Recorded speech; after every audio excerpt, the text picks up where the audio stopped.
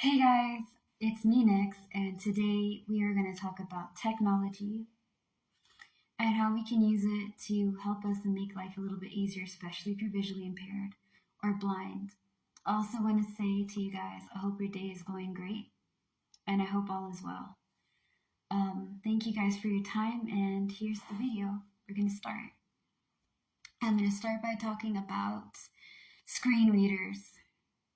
What a screen reader is a software program that helps visually impaired or blind people be able to read contact on their computer by using a synchronization voice, a synchronized voice, like it reads it out to you like Siri or Alexa, like one of those two. It'll read it out to you about what's going on, what apps are you in, and all that. Also, another one, I guess that would be like to look into if you want to, is called JAWS, which is Job Access with Speech. So it will read things out to you. You can use speech to text or text to speech, so you'll text it and you'll read it out, or you can use it as Braille output. And what that one is that, okay, I'll start off by saying this. The thing is that when you have your computer, right? If you have an Apple computer, it's a Mac, right? You'll use VoiceOver. This is like a screen reader. This is also an app that will help you, like to direct you, give you some type of independence on how to navigate your computer and things, and be able to read things back to you and tell you what's going on. At the same time, it also has different types. Like on your keyboard, you'll press certain codes or certain combinations to get certain things.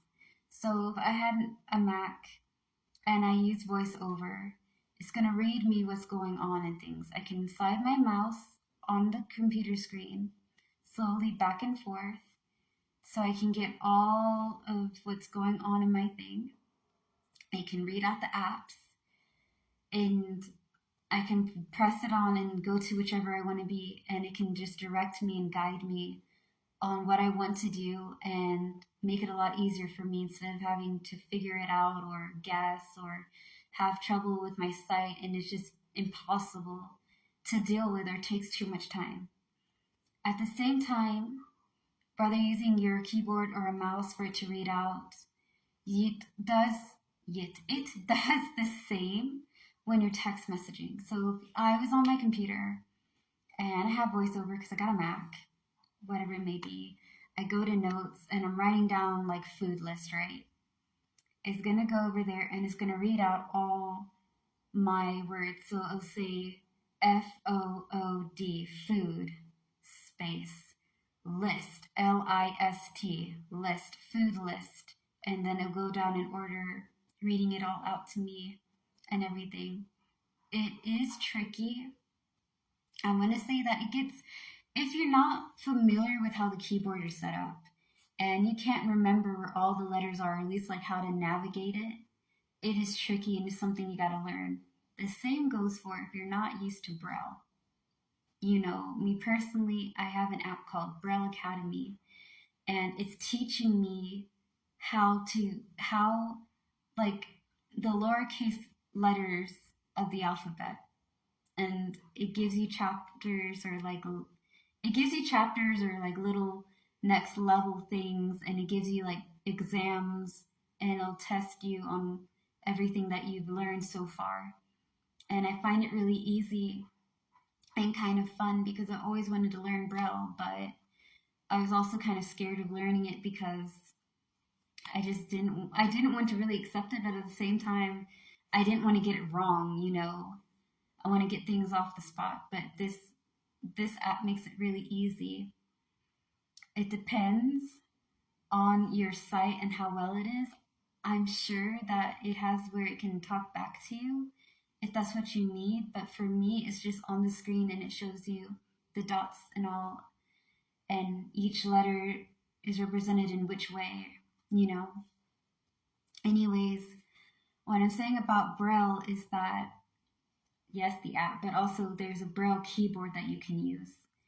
And some people prefer that because, you know, they're used to it, or they can be able to manage it a lot better than using a regular keyboard.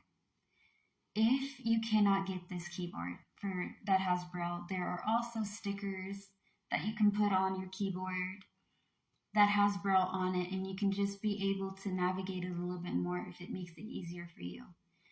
And, you know, you can hopefully voice over or something similar to that will also help, because when you slide your mouse around the screen, it shows you, it doesn't show you, it tells you what it is, it reads it out to you, and it navigates you and directs you to what you need and what you want. And I think that's great that somebody actually thought about that. The same goes for TalkBack. TalkBack is for Androids and Google. I believe you can also use it for your computer. I know VoiceOver you can. I'm not entirely sure on TalkBack. Before I get too much into that one, I also forgot to mention that it does work on your phone, your tablet, and your iWatch. VoiceOver does. You know, you can be able to level the speed, you can be able to level the brightness, the volume of it all. It gives you that kind of freedom to do so. So if you have Apple and you think or want to try, you can try VoiceOver and see if it's something that you can do or if it works for you. If you have Android and Google, the same goes for your phone. The same goes for TalkBack. I'm trying to remember most of it off my head, but I am going to go back and forth with my notes. And depending on how much I'm going to say, it might end up for 2 videos for today. So anyways, TalkBack is basically the same as VoiceOver except for Androids and Google phone. What it's going to do is you're going to lightly go over your phone. If it's a smartphone, you're going to go over it. And it's going to name it out, and you double tap. When you want it off, you're going to go to your volumes and hold. If you have a Google phone, you're going to hold your volume high and low for 3 seconds. And then let go, and it's going to turn it off. If you have Siri or Alexa, where you can be able to like voice command your phone and things, you can also ask them to turn it off, and they should do it. I have not come around to that yet. I've come around to Braille, and I've come around to magnifying glass and big letters, but I've not come around to using Siri. I'm still waiting on that one. Anyways, but yeah, TalkBack is something that you can do too. It works the same way. And you can, I believe, still monitor the speed and the volume and everything. It just reads it out to you, shows you where you need to go. For other computers that are not Apple, I would say get JAWS, which I don't know if I stated before, is JAWS Access with Speech. So it's going to give you text-to-speech or Braille output. And whenever you write it down or you move it around, it's going to read it to you, it's going to show you. And that's not the only one. There are also a few others. You don't have to get JAWS if you're not comfortable with it. You can look around and see. And for something that I know I'm going to have to come around probably pretty soon, thankfully that I can see in front of me to where I can read most of the words, so it's not bad. Some of them, they get kind of funky. Anyways, if you like reading and you can no longer see the pages that well, auto books are good too. And I'm going to talk more about that on the next video. So thank you guys for being patient, and thank you for watching my stuff.